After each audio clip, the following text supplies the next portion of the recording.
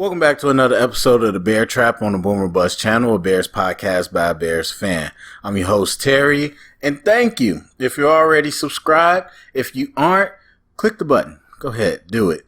Either way, click the like button. All that help grows the channel, and I thank you for it. Today, we're talking about our little season preview for the Bears. I've done a version of this every year that's kind of been a little different, but don't want to take too much time.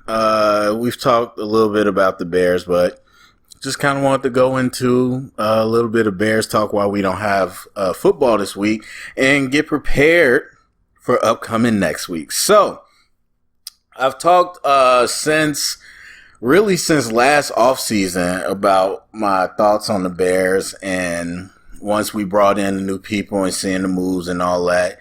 I wouldn't say obviously, but if you've been following me, you know that I put out my thoughts about us tanking, and a bunch of people wanted to backlash about it or whatever. And, we've had many discussions since then. And so, where I sit now is a little different. Typically, I wouldn't say, too much changes from, off season to preseason to regular season in my mind.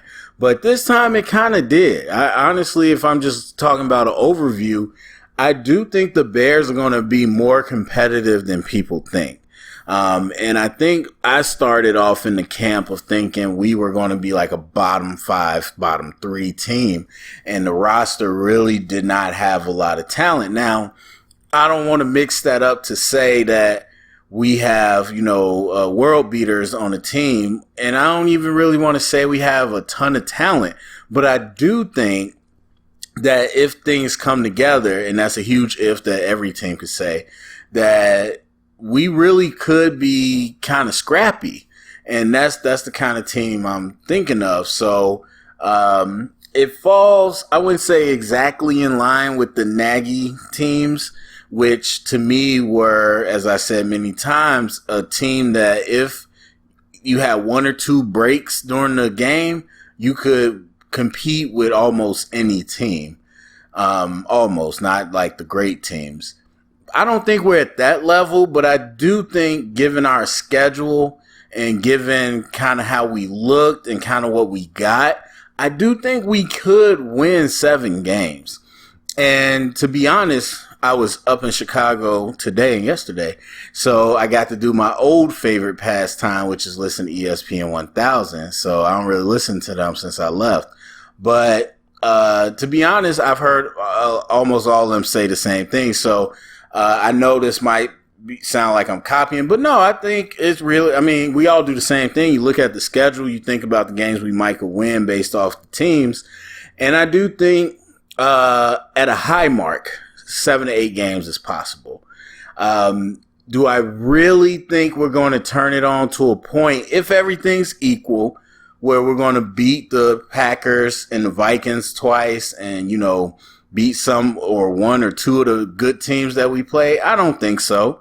Now, obviously, if injuries happen to other teams and stuff, we'll see. But as it sits now equally, I don't really see that. But I do think that every team that is not real competitive for the playoffs, we have a chance to beat them. And we should.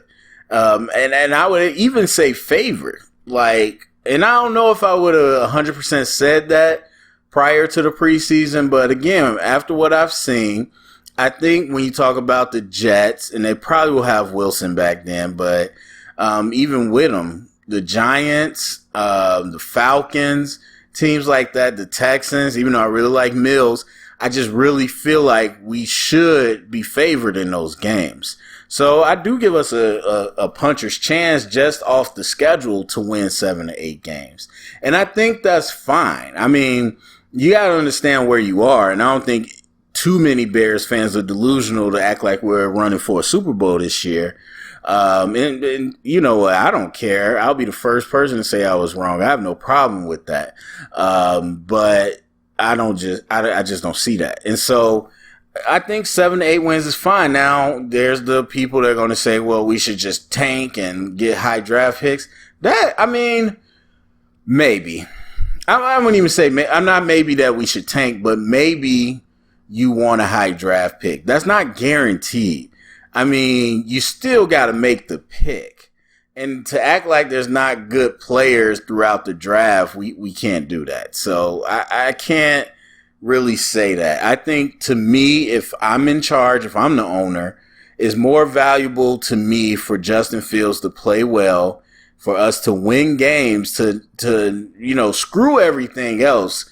We need to know, well, not screw Justin Fields. That's number one. But number two, we need to know what type of coach Eberflus is.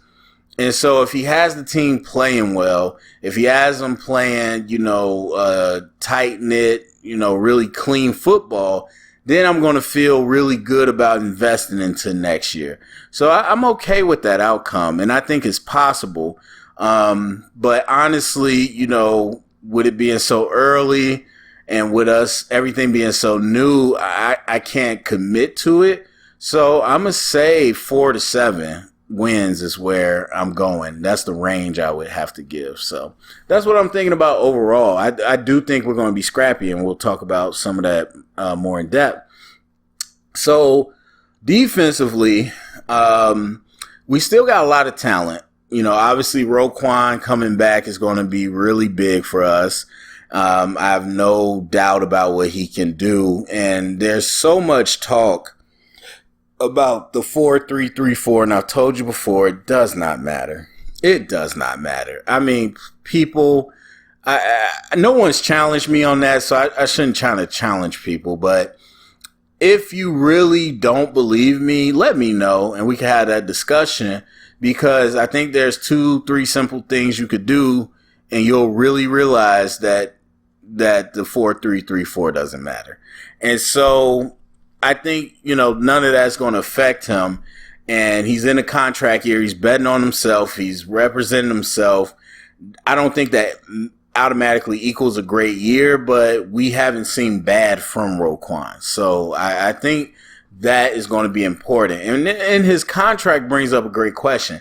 How impactful is it to have an off-ball linebacker that is high level? I mean, to me, I don't really agree, but you got Shaquille Leonard in the top 20 voted on by the players, somewhat. And so do you ask, is that really a top 20 talent? Does he really bring top 20 value to that? That's a discussion that a lot of people are having right now, and I think it's a valid discussion to have. For me personally, as I said before, people really discount. Oh, I was really talking about Micah Parsons, but Roquan has just as much ability, in my opinion, as a linebacker as Micah Parsons. People really discount what a linebacker's coverage brings. And I hate to be that guy, but it is Madden season. If you're a Madden player, you'll find out real quick. I'm sure you know. Schematically, it's really hard to leave your linebackers out in coverage if they're not good, or even if they're good, because honestly, Madden, is going to Madden with the computers. But schematically, obviously, you need everybody to do their job, but coverage-wise, it brings a different dimension when you have a linebacker that not only can cover space, but really understands coverage. And so I do think that's highly valuable, but I spent too much time on him. But the rest is pretty short. The D-line is where the issue is. I've said that before. I do like Muhammad's motor, and we'll see how much he plays. We know Robert Quinn can turn it on if he wants to. I'm going to say if he wants to. Oh, I guess. The first year with us, he was kind of banged up, so I'll give him that. But even when we got him, I didn't like the signing. But I told you, there's nobody in the league that dips around the edge like Robert Quinn. I told you that. I just didn't know at this age and injuries would he be able to still bring it consistently, and then he can. But I told you, if everything aligns right, I know that the man can do that. He's the hardest block in the league, one of the hardest blocks, always has been. So he could bring that. And then on the other side, you got Gibson. And I told you, I'll tell you again, go back to that Seattle game. If you didn't see it, go back, watch the Seattle recap. I told you the exact time, but Abraham Lucas, who I really wanted, right tackle, Seattle Seahawks, destroyed Travis Gibson. It was disgusting. But anyway, so we got to see what he can do. And then Blackson in the middle, those are all backups, man. So we got to really see what can happen with this line. I think we're going to be in the exact same position, even with less talent. I think we're going to be in the same position we've been in the last 3 to 4 years. If you've been following me, every week I yell about the same stuff, the pass rush. It doesn't matter how good or how well we have covered 2 corners. It doesn't matter how well Eddie Jackson is doing, even though he rarely does. It doesn't matter. Without that pass rush, it's a big problem. Now, my question is the run game. Because like I said, we got less talent, way less talent. But even though we lack pass rush, we still had the ability to stop the run on the first level. Can we still do that? I don't know. I really don't know. So Roquan might become even more important, and we'll see how that kind of goes. And then, of course, Brisker and Gordon, we got to see how well they play, the rookies. I mean, honestly, in the preseason, I didn't see anything that was great. I did see them use Gordon in the slot a lot, which I talked about, so I'm curious how that's going to work. But either way, I didn't see anything crazy. And even if we did, it's the preseason, so we have to see what they'll be. But you got to feel like the secondary is the best group. Brisker's in a perfect situation with Eddie Jackson because he does all the things that Brisker can't do, and Brisker does all the things Eddie Jackson can't do. So it's very much an Adrian Amos type situation. But as I said, coming out the draft, Brisker's is not as big as Amos. And so we got to see if he, can still be as physical in the league. So defense, I do think is going to be a lot more solid than people think, but we're not going to be as good as we were a year ago. But I still think the drop-off isn't going to be crazy. Now, we'll see. Again, we might not have a good season by Gordon or Brisker, and things kind of fall off. But on the other half, Jalen Johnson, Eddie Jackson, we know what we're getting. So I do think we'll be pretty solid. As far as the MVP for the defense, honestly, I don't really know what type of system we're going to run this year with the new staff. But given Eberflus's history, it's going to be heavy cover 2, cover 1. So I don't know if I could give it to one of our secondaries. It probably will be Roquan. It will probably have to be Roquan. So I'm going to go there as far as our MVP. So then offensively, a lot more moving and shaking on the offensive side. I think the biggest news, Schofield. Oh yeah, I meant to say at the beginning what happened to y'all boys, Schofield? Come on. Y'all love to get in the comments and talk trash when I say something you don't agree with. But when I'm right, I don't hear nothing. What happened to y'all boy Schofield? Y'all was blowing me up telling me how good he was and how he didn't have these penalties. Y'all made him sound like an all-pro that got picked up before training camp and nobody else got him. Dang, he gone? So anyway, you got Jenkins, even though depth chart wise it doesn't seem like it, but I'm gonna say 95% confident that he's going to be starting at right guard. From my vantage point, sitting in the house, the man was killing. So I absolutely know that from the film digest, the coaches are really happy with what they see. Obviously, he hasn't been traded yet. He's still on the roster. Yes, there was a disagreement, and I'm not going to dive into this. I'm going to just say it real quick. The short leash needs to stop. I mean, I know it's not, but better Bears fans. This idea that you could paint a whole narrative about somebody in one season is too much for me. Like, the man barely played last year, and it wasn't good, but it was his rookie year. People move way too fast in 2022 with football. It's ridiculous. So I think he's going to be an amazing right guard for us, to be honest. I really think he's going to open up some holes. I forgot how long Riley Reef is out. I guess they want him to start, but I don't know. I think unless Borum is terrible, I think Borum's just going to end up starting even when Reef comes back. And then you got Braxton Jones, which I told y'all I had kind of a 180 on him, but I do see a lot of potential, and I'm excited. I'm super excited. And I say this during draft season. That's why I don't feel awkward saying it. I at least in my recent drafts, I've told you, I have come to learn certain positions, and all players can change because they're people. They're not Madden ratings. But certain positions is easier, like running back. A running back can be a completely different person between their last college game and their first NFL game, depending on how they work their body.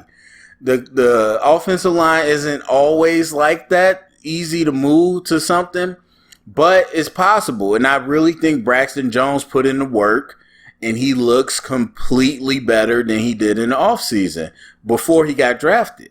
And so I'm really excited to see him fill into his body and keep some of that athleticism, but now he's got to learn the nuances of the game.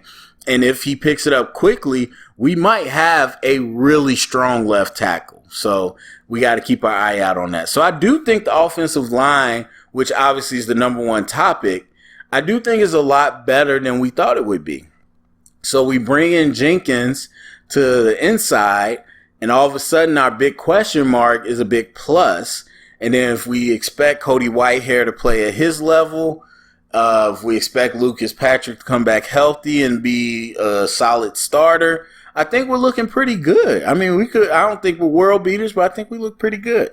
And that helps for Justin Fields, which you know how I feel about Justin Fields. I do think the situation is tough, but he's got all the talent. Just got to put it together around him. And then a receiver is probably number 2 of our big question marks. And I still don't think it's good by any means. I did say they were the worst receiving core in the league. I don't think it's by far seeing them come out and play anymore, but I do still think they're not a great group. But Mooney, which we like, we don't know what he is as a number 1, but we know what he is one-on-one. And with his chemistry with Justin Fields, the question is, will it get to a point where defenses don't let Mooney go one-on-one? Then we're going to find out. But if they continue to do what they've been doing and let him go one-on-one, I think, he'll completely be a serviceable target. So there's that. Komet, not even Komet, just tight ends in general, I tell you, very much like running backs, dime a dozen. If they do the right things and they're in the right system, they can be as prolific as they want to be. It's a very weird thing, extremely valuable, but extremely not rare. And so you find the right one and you put them in the right system, and they're the right type of person, they can get it done. And I think Cole Kmet, just like any other tight end, he can go out there and really flourish. So there's all that. And then we know what we're getting from Montgomery, and we kind of know what we're getting from Fields. So for me, it's Dave Montgomery as the MVP. He has to be. I don't think we're going to drop back, even with, and I'll talk about this in a little bit, even with our updated offensive concepts, I just don't see us throwing the ball 60% of the time and being successful. I think a lot of this is going to have to be predicated off the run game, even though Ebner and Montgomery, I think, are pretty good receiving backs. I still think we're going to have to run the ball to really establish what we want to do. So there's that. And then coaching-wise, Eberflus, I have no idea. I'm completely open to see what he's going to do. And I've said before, but Gatsy, at least what we've seen before, and I have no reason to think it's going to be different in the regular season, we have much more updated concepts. Now, that don't always mean better, but we have updated concepts. And one thing about the updated offenses, they're very multiple and versatile. unlike what we saw with Nagy, which was a lot of the same crap. And don't get me wrong, I've said it before. I'm not acting like Nagy was the only one that ran that stuff. Every team I've seen has ran that stuff that we ran with Nagy. The difference is they didn't run it as frequently. I mean, our past concepts was probably like 5 or 6. Whether you want to say that's on Trubisky or not, it really was very limited. And it got better with Andy Dalton because they might have trusted him, but still I saw a lot of the same concepts. So this is completely different. These concepts are completely different. They're very updated. So I'm excited to see what we end up doing on the offensive side of the ball and what Getsy can put together. And we'll see how Eberflus kind of manages the game. So those are huge question marks. I got no expectations for them. So we got to see. And then the last thing I'll say, which I've said before, offensively, because that's what people, clamor over. If there's a couple stats that you want to keep track of, I said the same thing when Nagy started. I would say number 1, time of possession. You want to see where we rank in the league at time of possession. And then red zone attempts. You want to see where we rank at red zone attempts. And you want to see where we rank in third down conversion.